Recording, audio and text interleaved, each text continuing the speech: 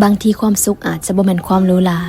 แต่เป็นความธรรมดาที่เรียบง่ายอย่าไปให้ค่ากับความสมบูรณ์แบบจนเกินไปจนลืมความสุขจากสิ่งใกล้ๆตัวความจริงแล้วความสุขก็อยู่ในนี่อยู่ใกล้จนเราแนมบ่เห็นตอนที่เฮาเอาแต่ไขว่คว้าหามันกับรู้สึกว่าทางข้างหน้ามันมืดมนและความสุขก็ยิ่งไกลออกไปกลับมาอยู่กับปัจจุบันหันมาแนมเมืองคนใกล้ตัวกลับมาใส่ใจสิ่งที่เฮามีพัฒนาสิ่งที่เฮาเป็นและตั้งใจเฮ็ดปัจจุบันในตอนนี้ให้มันดีกว่าเมื่อวานที่เคยเป็นความสุขมันคือความพอใจมันคือมือที่ใจเฮาเบิกบานลองปล่อยผ่านและให้อภัยกับความผิดพลาดผู้อื่นง่ายๆอย่าถือสาหาความการจับดีผู้อื่นก็บ่ได้หมายความว่าเฮาเป็นคนดีแต่อย่างน้อยๆมันก็ให้ใจเฮาเบาขึ้นในโลกนี้มีคน 7,000 ล้านคนต่าง